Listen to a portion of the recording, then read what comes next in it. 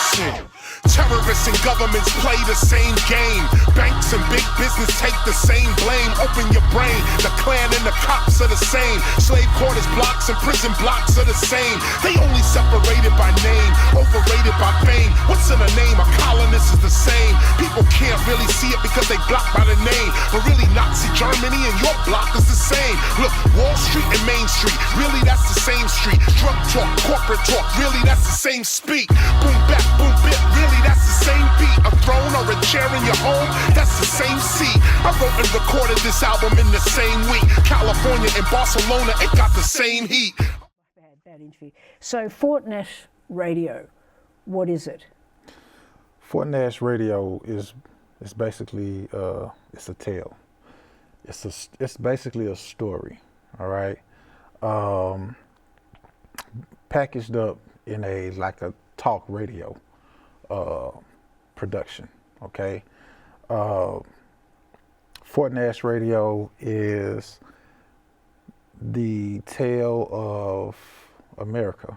Okay, it's the tale of the state of Tennessee, the city of Nashville. Okay, pretty much how modern America, modern Nashville was established, pretty much. And so there's been a lot of gentrification going on in major cities across America. And I don't know about every other city, but I know in Nashville, it's almost like the entertainment industry is has established their dominance here and they're running with it. You know what I'm saying? So there's a lot of people that visit here. A lot of people move in because of their jobs or whatnot. And so it's just a lot of celebrating here. You know, we have the Tennessee Titans and things of that nature. But most of these people, they don't know the backstory of our city. You know what I'm saying? This is a great city. It has rich history. And it has rich culture as well. You know, I wouldn't say it's as rich as some of the other, cities like New Orleans or, but it's a very rich culture. And, the rich culture lies in the rich history here. And so Fort Nash Radio is to pretty much rebrand Nashville's and Middle Tennessee's original culture and the history of the establishment, pretty much. So for you, what was it where did you get this idea from? What's important to you about the culture and the history? Well, number one, I'm born and raised here. Okay, I'm born and raised here in Nashville, Tennessee. And I was born in 1980, which was a real unique time, I had a great childhood here. I had a great upbringing. It wasn't all sweet and everything, but it was great. And I'm saying that to say, it just seems like, okay, late 90s, there was something established here. It kind of came with the NFL, I think. It kind of came with the Tennessee Titans. But, throughout the years, throughout the course of, the Houston Oilers moving here, the city started to slowly change. You know what I'm saying? And, to the point to where we are right now. You know what I'm saying? Which is very entertainment driven. You know what I'm saying? Very tourist driven. A lot of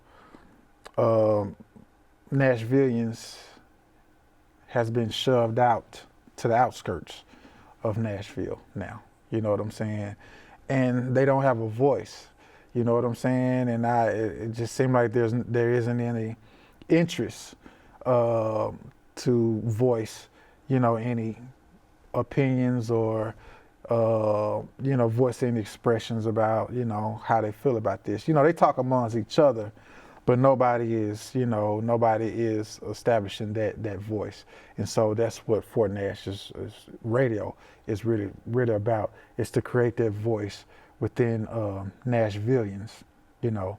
And it's not a negative thing, but, you know, we just don't want to lose, or I feel like I've been called to establish this platform so that Nashvillians, so that Nashville's history, Nashville's culture doesn't get lost in the shuffle of all this gentrification that's been going on, you know.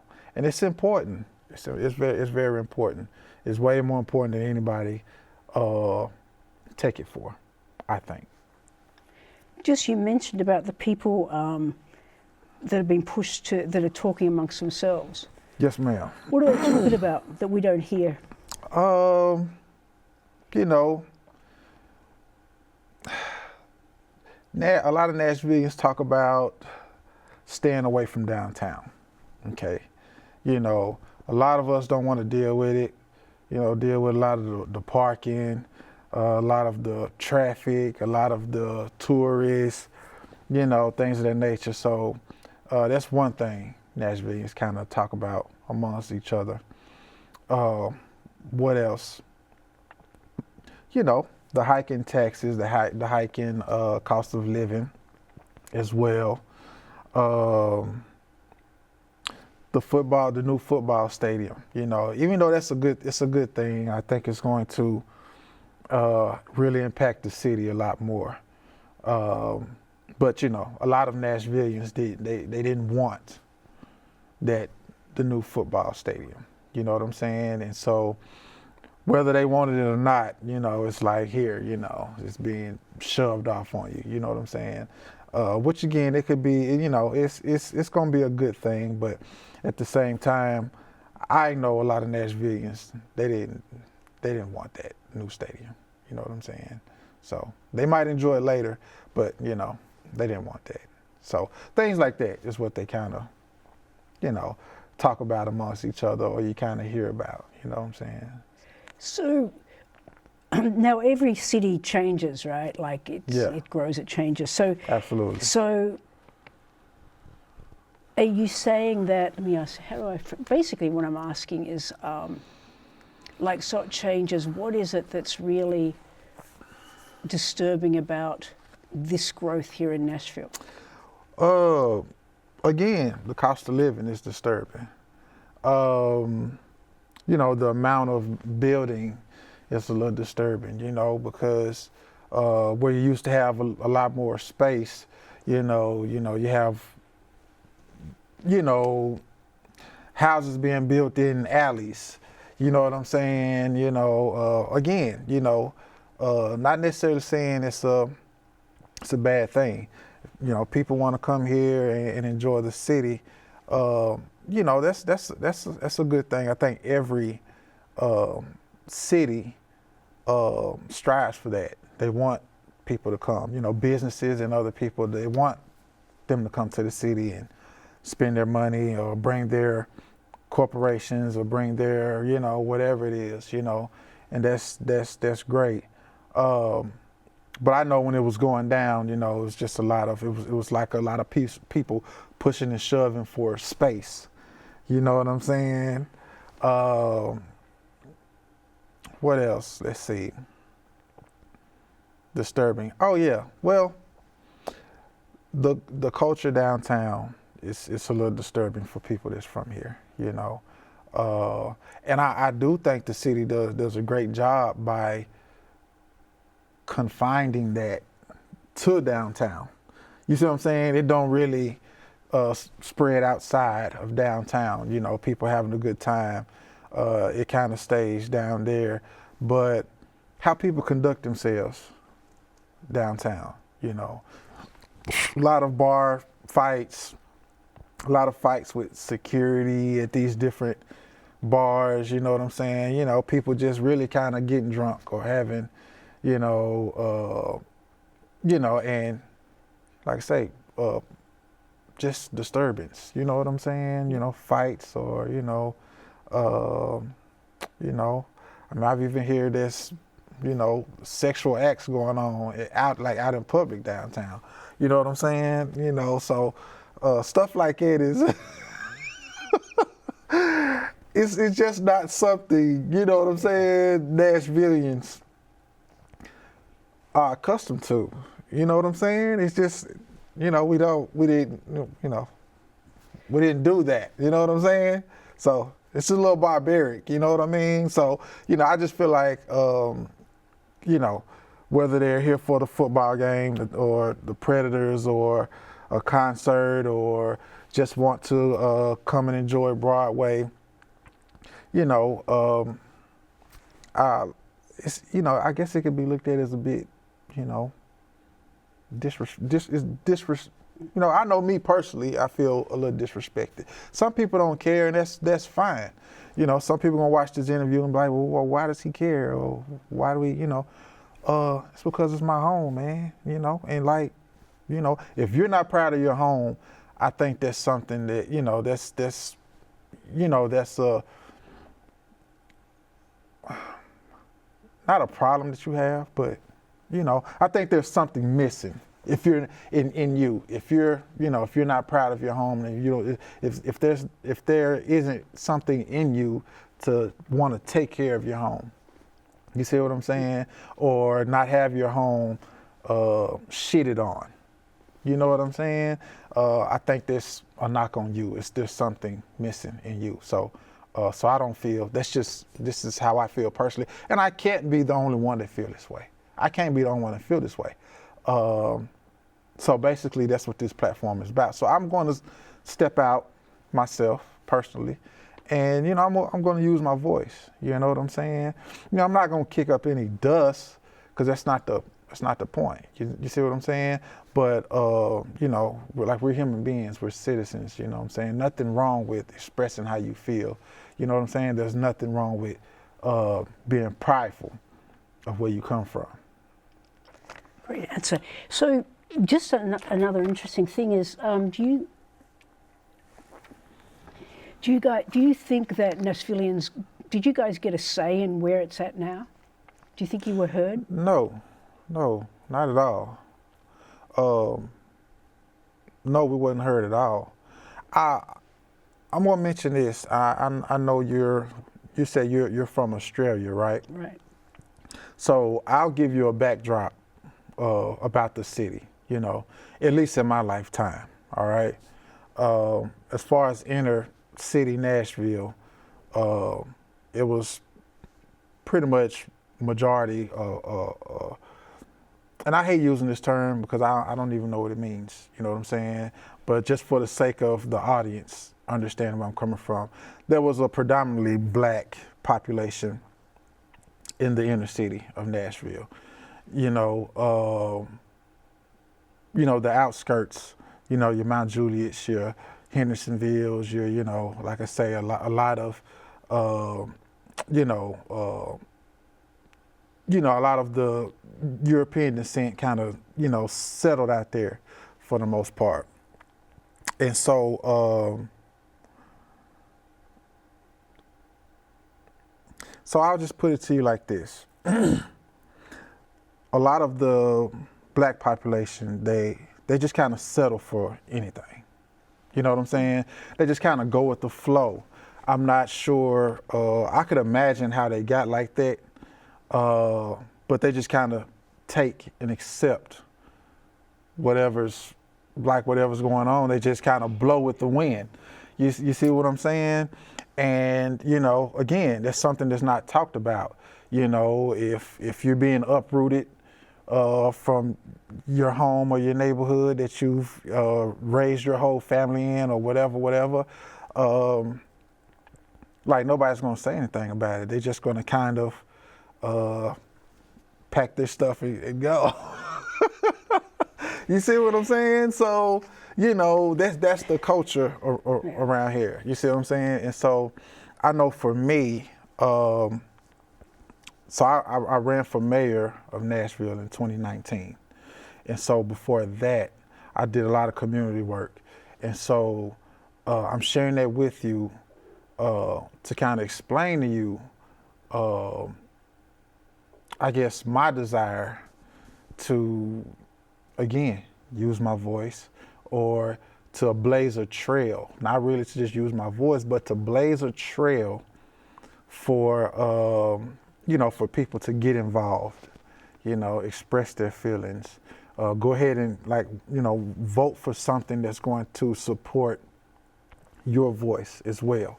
Not just, the companies with the billions of dollars that's moving into the city, or, that wants a new stadium, or that, you understand what I'm saying? And the fact remains is that, the black population, they didn't even, I'm sure I got a lot of votes from the black population, but I got a lot of votes from, people from European descent as well. You know what I'm saying? But nobody stood with me, when I ran for mayor of Nashville. Nobody followed that trail that God used me to blaze. You know what I'm saying?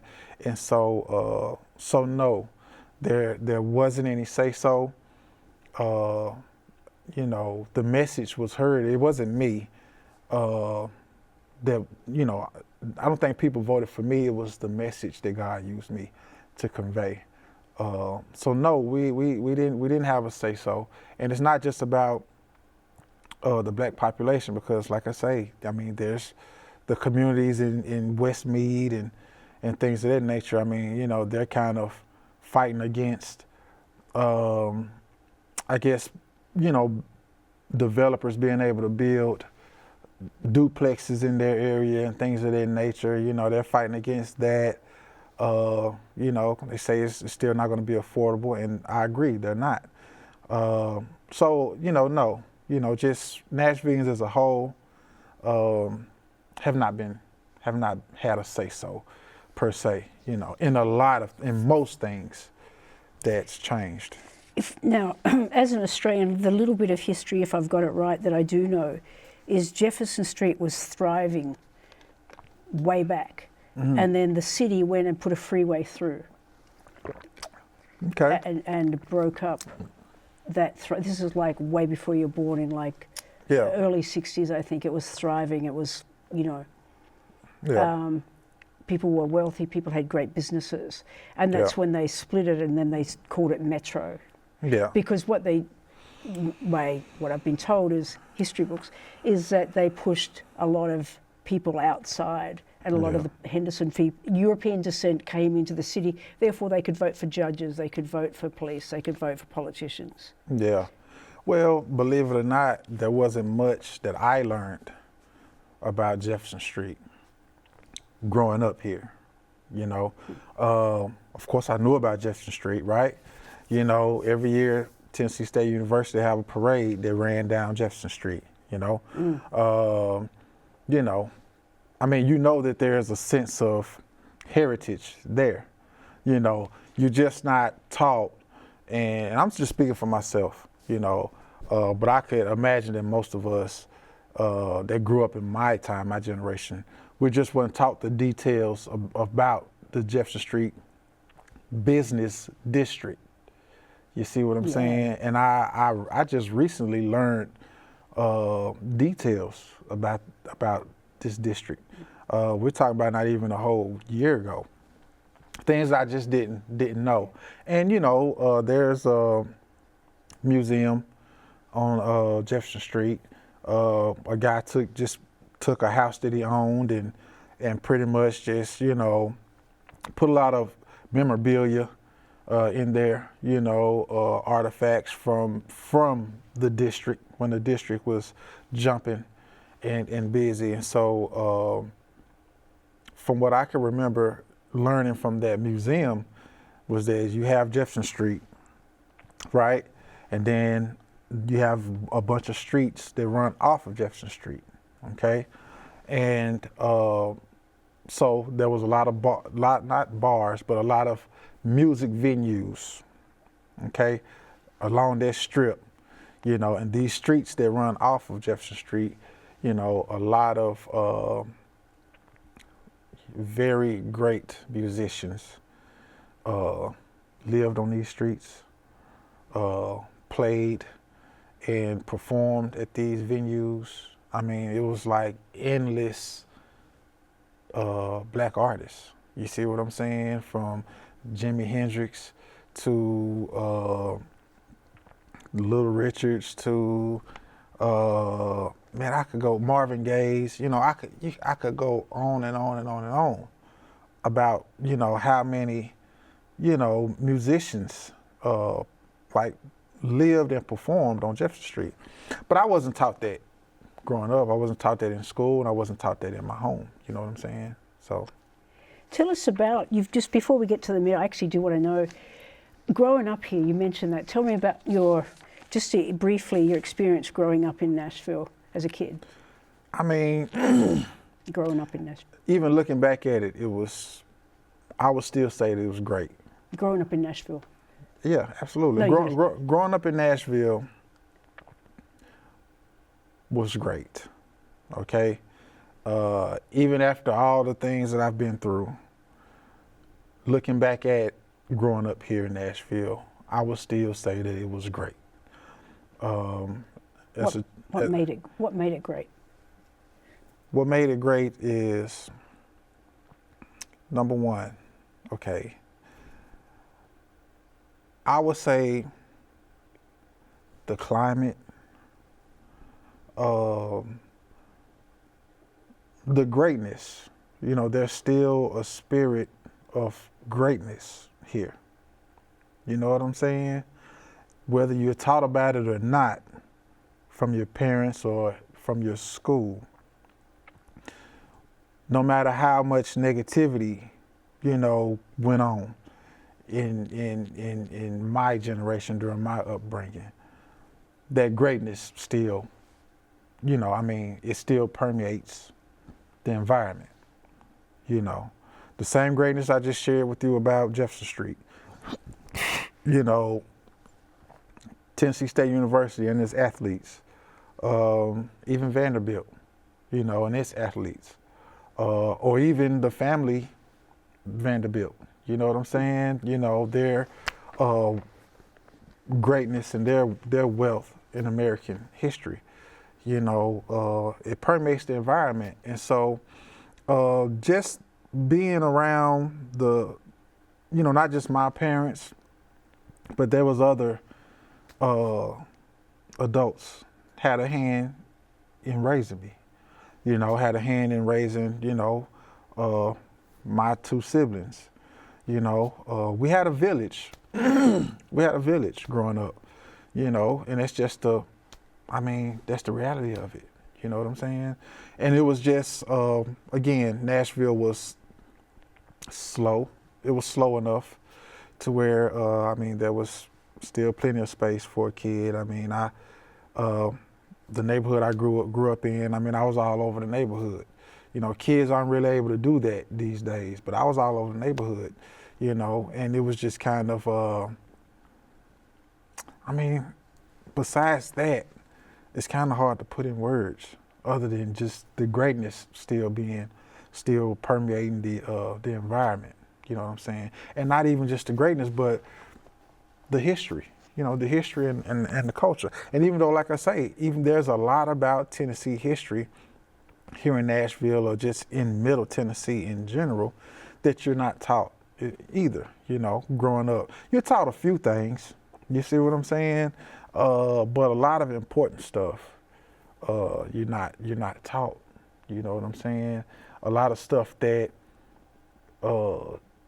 shaped and made America what it is, made the United States, you know, I'm not gonna say America, but made the United States what it is, you know, it's right here in Nashville, you know, and that, you know, that those things or that energy or that spirit, you know, kind of brushes off on children, you know what I'm saying? You know, but again, you know, we here in Nashville, we weren't immune to crack epidemics and we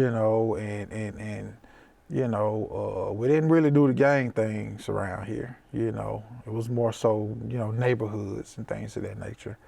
You know, but I mean, you know, all of that hit us as well, you know, just like your New Yorks, just like your Miamis or Chicago's or wherever, you know, Los Angeles, all of that. But like I say, the greatness that permeates the environment here, you know, that's what's great about growing up here.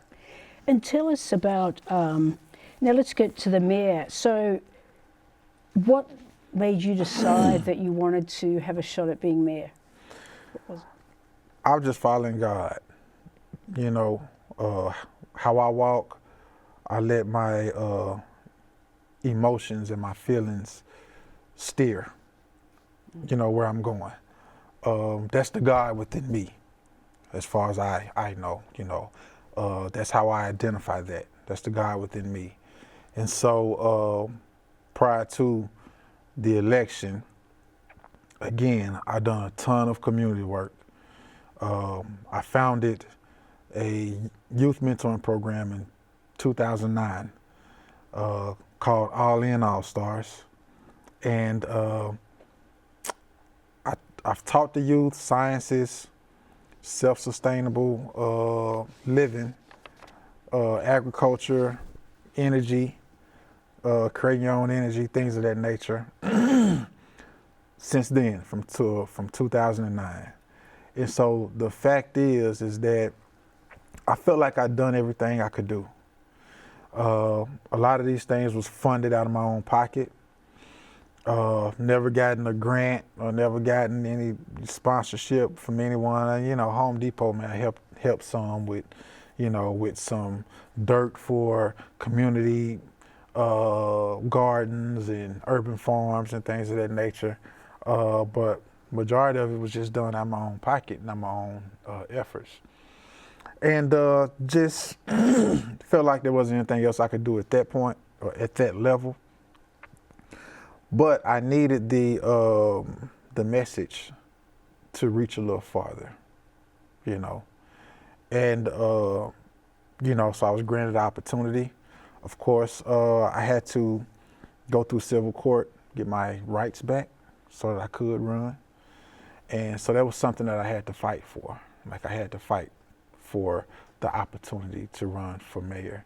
But you know, God told me to, hey, you know, basically, I'm gonna open up these doors for you. You know what I'm saying? I need you to give it all you got and go out here and push this agenda and push this message, you know, to your city. You know what I'm saying? And beyond, you know, and God's not through with me yet, obviously, you know, but that's what drove me to do it. And whether I had the support or not, whether I was able to get donations from local businesses or local families or not, I felt their responsibility. And that's why I just, whatever I could pay for out of my own pocket to even run for mayor, that's just what I did. So you mentioned something there, we need to cover it on this interview. You mentioned about your getting your rights back. So basically, tell us a little about getting your rights back. Like, how did you lose your rights? What happened? What happened for you in your 20s? Well, I lost my rights. Like I told you, growing up in Nashville, we weren't immune to, you know, epidemics of drugs. And, you know, of course you got the rap culture, you know, that really pretty much talked about selling dope and things of that nature and showing it, making money and showing it. You know what I'm saying? So I lived that life. I mean, I grew up, I was born in 80. So, I mean, you can't, I didn't miss any of that. I didn't miss any of that culture. You know what I'm saying? I lived, you know, I am hip hop. You know what I'm saying? I am rap music. You know, you understand what I'm saying? I watched the whole thing from Run DMC to Slick Rick to NWA, Jazzy Jeff, Fresh Prince, you know, you know, Dr. Dre, Snoop Dogg, you know, you had this whole timeline. Tupac, I lived the whole thing. And, So of course, you know, I always knew that I was going to sell drugs. I always knew, you know, even as a kid, I knew that I was going to do this. You know, that was my destiny. Nobody was going to stop me from doing it. You know what I'm saying? I don't care what you said. I don't care if it sends you everybody to prison or the graveyard. Like, I don't care. I'm going to try it for myself, you know? And so of course, I got involved in selling drugs, you know, started selling weed in high school. And, you know, not too long after high school, you know, I kind of graduated and started selling cocaine, you know what I'm saying? And so that basically led to me scoring cocaine in Texas, in Houston, Texas. And, you know, I was bringing a couple of kilos back from Texas back here to Nashville, you know. There's a lot of haters in Nashville, so I learned that it was better for me to get my work outside of Nashville. So nobody knew what I was buying. You know what I'm saying? And so it just kind of caught up with me. And, you know, I was sentenced to 5 years for 5 years in federal prison for carrying a firearm in relation to drug trafficking, you know, so. Tell us about those 5 years. Those 5 years it was tough, but I'll say this, towards the end of my run in the streets, I wasn't happy. You know, my soul was dead. You know, no matter how vibrant I was my whole life, no matter what gifts I had, you know, at that point, my soul was dead. I wasn't happy, you know. It was just on me. And so, you know, I mean, I wasn't at a point like depressed or anything where I wanted to harm myself or anything like that. I'm just not that type of person.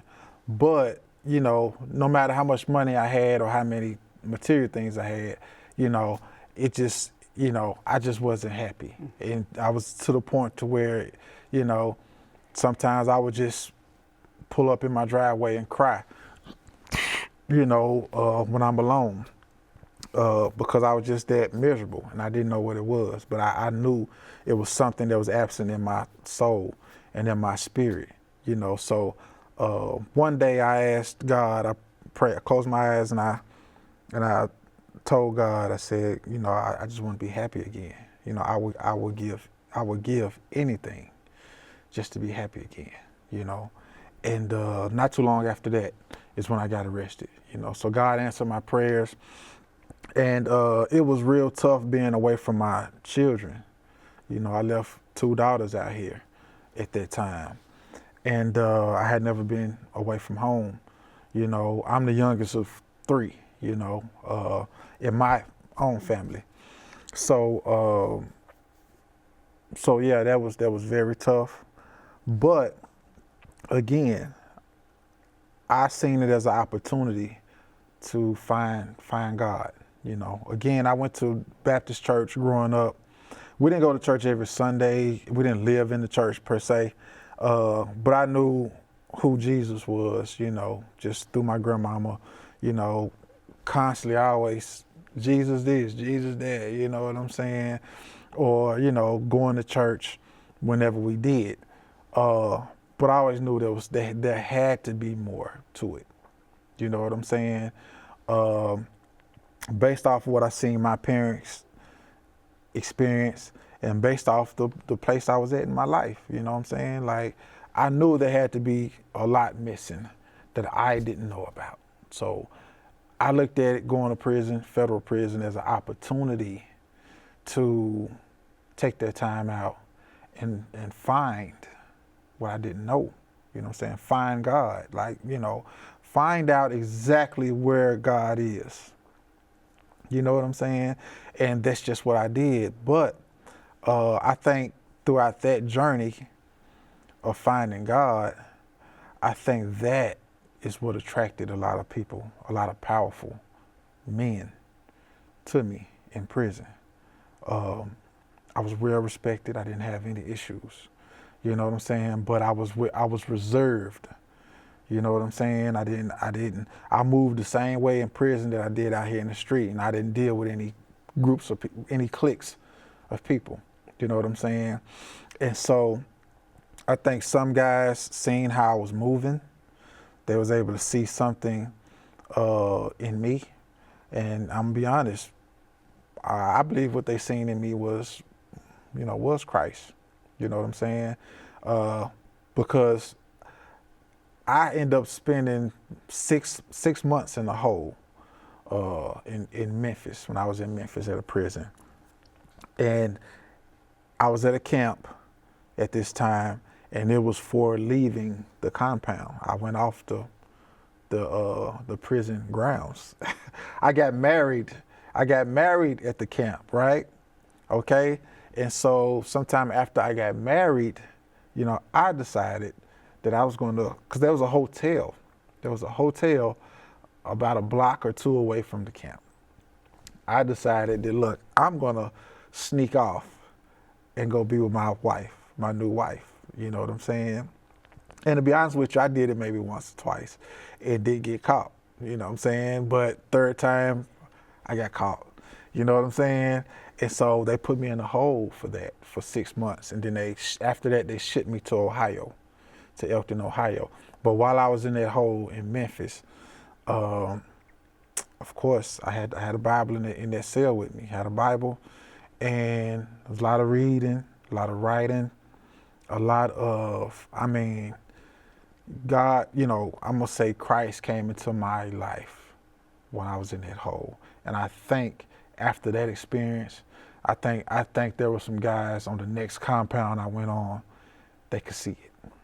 I'm just gonna be honest with you. I think they could see that, and these guys approached me. I didn't know who they were, and this is while I was in Ohio, and we're talking about guys from across the world, from the Caribbean to, a lot of New York guys, just a lot of different, on that compound in Elkton, Ohio, each religious groups had a very strong presence. They all had leaders. There were programs put on there to where these leaders spoke very powerfully, and it's almost like they took me under their wing and they groomed me. They groomed me on how to speak. They helped point me in the direction of, they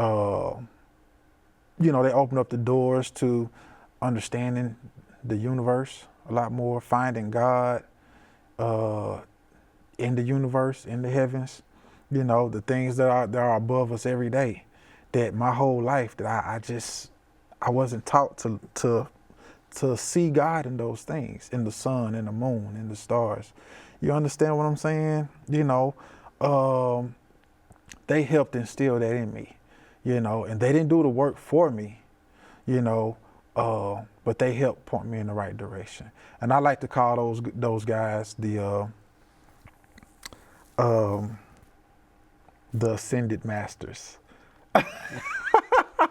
That's what I like to call those guys. You see what I'm saying? Because I know it was the ascended masters working through them or using them. Like the ascended masters came to me, through these guys, and they just grew me. Like I say, as far as speaking English, that, you should speak English the way it's supposed to be spoken.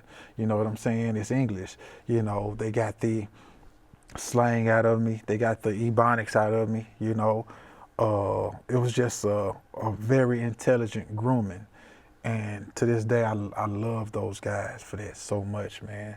They know that I'm grateful, but they don't know to the extent how grateful I am. And it's because of what how they groomed me. Like I would never let this go. I would never let what God showed me. I would never let it go. I would never let my voice be in vain. I would never be out here in this world and not use my voice, not to cause trouble, but, just this world can use a genuine voice, period, and I'm not, because of these ascended masters, I would never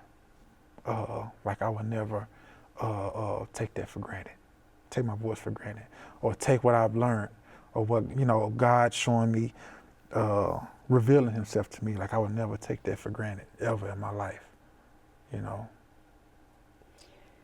So tell us about you, now using your voice that makes sense why you wanted to be mayor. Tell us about your experience in the election of becoming mayor, what you learned from that. My experience in the mayoral election, it was awesome. It was worth it. I was exhausted. It knocked a lot out of me afterwards, but it was worth it. It was worth it because for the first time in my life, okay, it was the first time I felt it, but I'm gonna say for the first time in my life, to this extent, I felt like I was doing what I was supposed to be doing. I felt like I was in an environment or on a stage where I was supposed to be. You see what I'm saying? I felt like I belonged there, and that's the first time that I ever felt like that in my life. Let me share one more thing with you, since you asked that. When I was living my mistakes, selling drugs, right?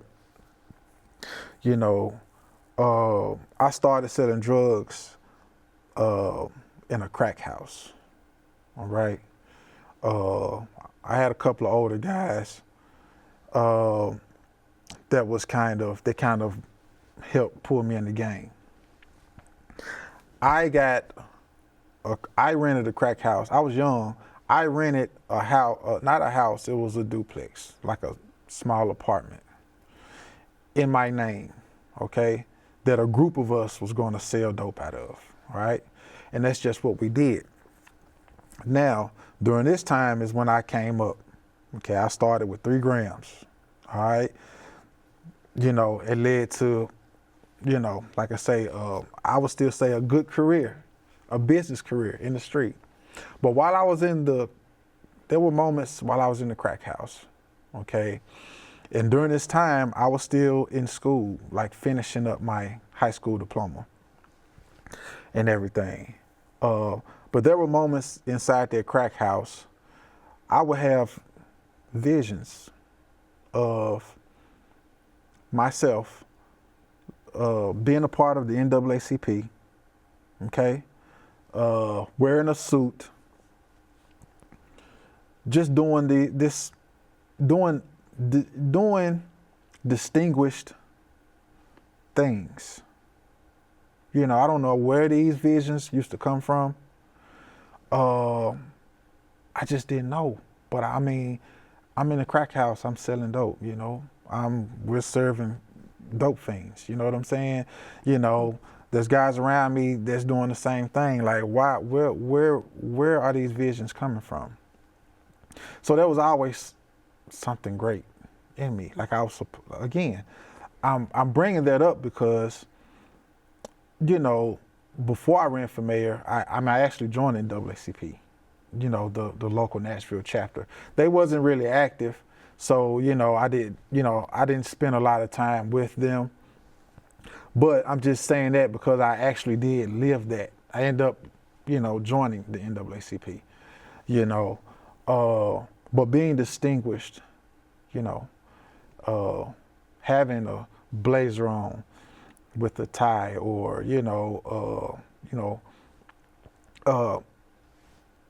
it was in me the whole time. You see what I'm saying? And so everything that I went through just led me to the mayoral election in 2019. You see what I'm saying? Yep. It's courageous. So it's courageous. I mean, it's amazing, but I felt like I belonged there. you know, and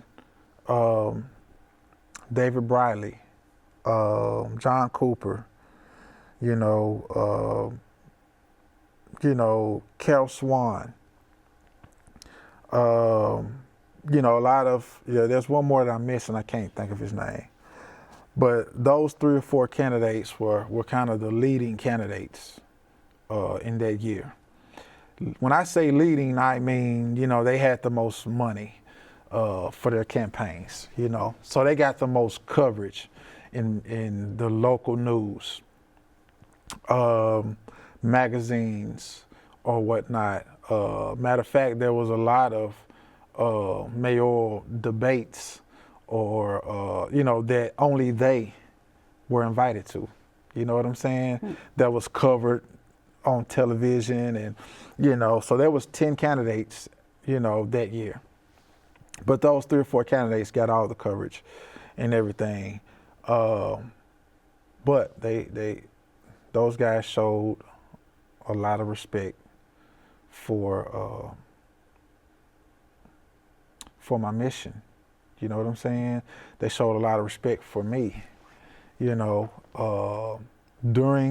the election and afterwards, and it just, it just warmed my heart, man, and that was a real humane thing that they did, man, to acknowledge me and, for their own personal selves. And would you do it again? Absolutely, I would. Again, that will have to be something that God steers me to do. I do know for a fact that there were people expecting me to run on this previous election, mayoral election in Nashville. And fact of the matter is, I had some personal things to clear up in my life, I had to get my finances together, I had to make the right moves to support myself and my son, my 9-year-old son. You know what I'm saying? And so yeah, before you can serve everybody else, you should really make sure that yourself and your children, whoever you're responsible for are cared for.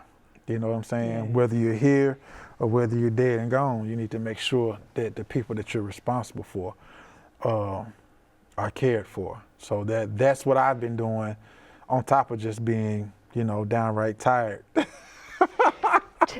You know what I'm saying? Yeah. For the past few years. So tell us about tell us a little bit about your community work. Is this part of it, or this is separate to the community work, right? Well, Fort Nash Radio is pretty much a platform to where it's connected to my community efforts with ALL IN ALL STARZ. I think I went through such a hard time with ALL IN because I didn't have the business and the revenue established first. You know what I'm saying? So, and I didn't really have the platform. There needs to be a separate platform is what I learned and I figured out. And so Fort Nash Radio is pretty much a platform to not only discuss, social issues or Tennessee history, Tennessee culture, rebranding those things. It's also a platform to promote ALL IN ALL STARZ, to create a community that's going to support the community efforts through ALL IN ALL STARZ as well. So that's the idea, of Fort Nash Radio. It's a great idea. So I want to plug this in too, real quick. Mm-hmm. There's also going to be a series that I put together. It's going to be called Let Freedom Ring. Okay, it's going to be a series of presentations, pretty much, and it's going to be kind of like TED Talks. So it'll be a stage presence, the whole nine. And so I would just kind of speak on my experiences, but I will also give like, I guess science lessons. You know, I would kind of bridge my challenges in life. You know, what shaped and formed my way of thinking to make the mistakes that I made. You know, I'm gonna give the scientific answers to how that was even able to happen. How my reality was even molded to make those kind of mistakes in my life. You see what I'm saying? There's actually, like I say, there's a science to that. You know what I'm saying? So that a lot of people don't talk about. So I'm going to present things like that in this series called Let Freedom Ring. So on the Let Free, so let me just clear, that's a video, that's a visual, right? So you got a podcast and a visual, is that? Yeah. So the podcast is just, like I say, it's content that's talked about and discussed, you know, to enlighten the people, of course. And, you know, once we get a few episodes of the radio show under our belt, we're going to stream those through platforms, through audio platforms, Spotify, Apple Music, things of that nature. But Let Freedom Ring, yes, it's going to be a visual, pretty much, you know. And so I've always seen myself on a TED Talk stage as well. Well, you know, good luck with getting the TED Talks, you know what I'm saying? Because, you know, who knows how? You know, there's this one company reached out to me. I think I seen them on Facebook or something like that. They had an ad. And their whole thing was that, okay, you know, you want to do a TED Talks? Well, we can train you and we can get you on TED Talks or whatever. So I reached out to these people, you know, and finds out they don't have any connection with TED Talks, right? The brand, all right? But they're claiming that they can get you on TED Talks and they can help you with your presentation and make sure it's the greatest. It's going to be the greatest. All for a fee of $10,000. Yeah, right. Here's what I know about TED Talks. I'll tell you this. There's actually a link you can get, and they'll say to TED Talks Direct, tell us your story. You give them a bit. And basically, what I know, I know people have done it, is they TED Talks train you to do your, you know what I mean, for probably free. So, yeah. But I'm glad you caught that. Wow, that's wow, man. Again, that's something that the streets taught me. You know what I'm saying? Smart. And so my thing is why would I give you $10,000 to help me bring my presentation together when I could just start my own brand and do it myself? You know what I'm saying? You know, but anyway, that's the backstory for Let Freedom Ring. You know what I'm saying? So, you know, it's gonna be like a TED Talks, but even better, you know, even greater. So, okay, what's your vision for you? What's your vision of the success of this? How will that impact people? So my vision of impacting people is to kind of bridge everything that God has used me to create, okay? It's not about branding per se. I'm just branding because that just comes along with, you know, doing these type of things, you know, in the U.S., okay?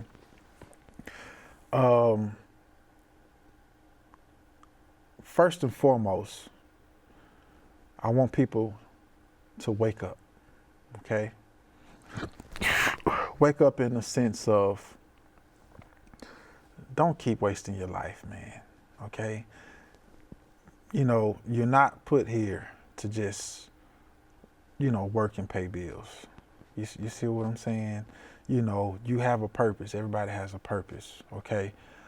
I think the big problem with the world today is that not enough people are living their purpose. You see what I'm saying? Yeah, they exist. Right, they just exist. You see what I'm saying? So, you know, the idea, of course, is just to be myself, talk about what's on my spirit, what God is using me to discuss and to just talk about. You know what I'm saying? So hopefully others, millions of others, if not billions of others, can feel the same way. When you hear the truth, Gillian, like, it doesn't matter if you're knowledgeable of it or not. When people hear the truth, it resonates in them. You know what I'm saying? Like, you ever been at the grocery store doing, or, at home cleaning up, doing something, and you might hear something on the TV that's the truth, that you really don't have knowledge of, but you kind of, it catches your eye, it catches your attention. Not your eye, but your ear, and you say, it's because it's the truth. That's how powerful the truth is. And so I want people to feel that, okay? And I want people to like it. And I want them to like it so much that they begin to do it themselves. So first live in truth and become a part of evolution, So that's number one, Number two, I think we had a conversation before this film, and I told you that you don't really have to be a politician in order to get involved. You see what I'm saying? And so, I'm pretty much focused on, because I'm involved in real estate now, and whatever I can do, whatever tools and resources God has blessed me with, I want to use them just to serve people, to serve communities, okay? Affordable housing seems to be an issue now. And not just in Middle Tennessee, but a lot of places in the U.S., The knowledge that I've gained developing properties, the knowledge that I've gained in becoming a licensed affiliate broker in real estate, I want to use those resources to create affordable housing as well. Give people opportunity to have ownership. Real estate is like the cornerstone to building some sense of wealth. You know what I'm saying? More people need to, strive for that. Just in a general sense, right. Whatever resources I have, whatever knowledge I have, I'm just trying to pour it back into the people and still serve, because serving has been such an important role in my journey and where God has brought me from, that I have to continue to serve.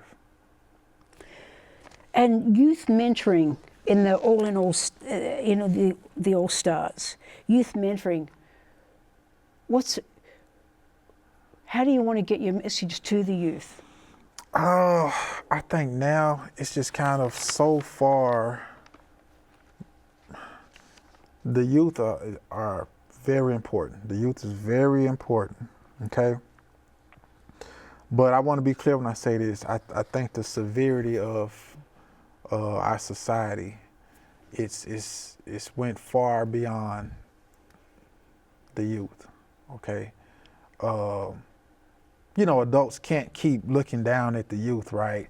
And, don't do what I do what I say. Mm-hmm. Or, you know what I'm saying? Or don't be like me, be better than me. You see what I'm saying? Yeah. Or, just the youth don't respect that.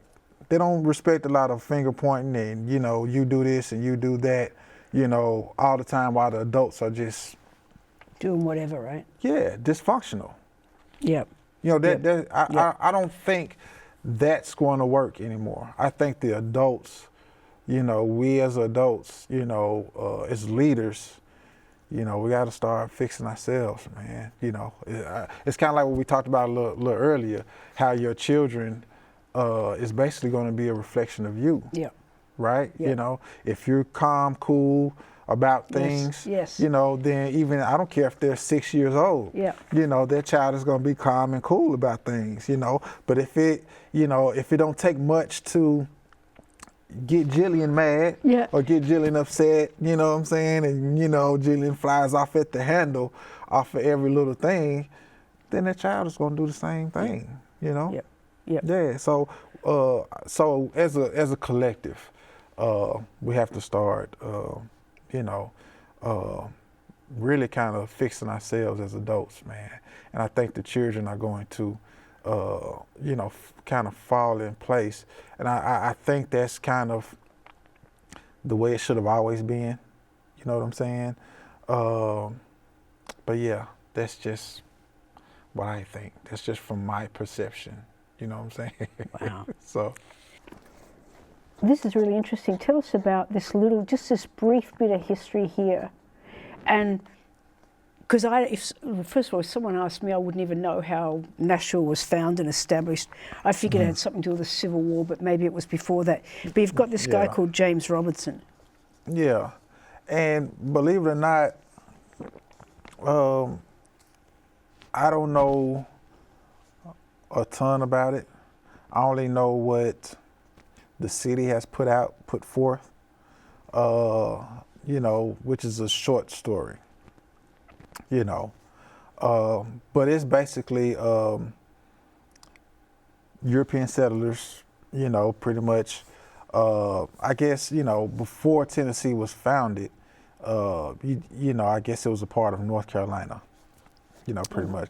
But I guess around with James Robertson, which is, you know, James Robertson Parkway is named after him. You know, okay, gotcha. Yeah, runs down a street that runs through downtown. I guess pretty much is named as like the established, you know, the guy who established Tennessee pretty much, you know what I'm saying? And, you know, that's another thing about, you know, Fort Nash was pretty much the fort, or pretty much the first housing, you know, of those European settlers.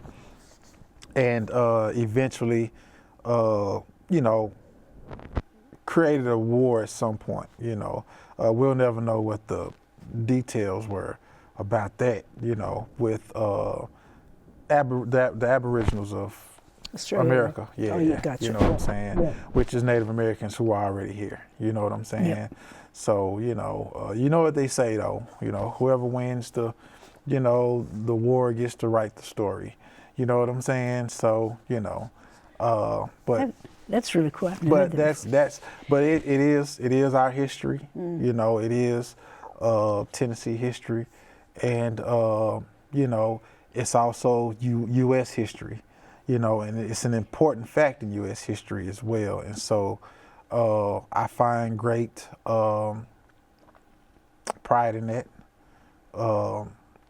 The pioneers that lived through the 17 and 1800s were very great people. It does, you know, their downfalls. You know, it doesn't make them any short of amazing than they really were. You know, there weren't a lot of distractions back then. There wasn't any TVs. There wasn't any outlet entertainment. There wasn't, you know, it was, you know, the only thing back then, it was just a lot of stuff to discover and learn. And a lot of the quotes from guys like David Crockett or Andrew Jackson, you know, doesn't matter how racist Andrew Jackson was, you know what I'm saying? It matters, but it doesn't. You see what I'm saying? And it matters from a cultural standpoint, from a societal standpoint, you know. But when I say it doesn't matter, is, there was another part of this man. You know what I'm saying? And that's what I'm going to get into on my documentary that I'm working on. But there's another part of this man that, that was great. What he stood for as far as education goes. His outlook on life and the youth. It was, it was great. It was great. Again, the racial stuff. That was his flaw. You know what I'm saying? And that was a different time back then. But I think through everybody, not everybody, but a lot of those pioneers throughout the 1800s, we can learn so much from them in today's time. And so that's a part of what Fort Nash Radio is about as well, is to keep those pioneers alive, keeping them living. You know what I'm saying? They're not just folk tales. You know what I'm saying? Those are real stories, man, that we can really use to inspire our nation today. That's great. So, that's great. You're going to preserve them. That's really cool. Yeah. That's great, man. Somebody has to. If we don't, they're not going to live anymore. You see what I'm saying? Like, again, U.S. culture and U.S. history is going to be lost in the shuffle. You know what I mean? And, I can't stand racism. And a lot of those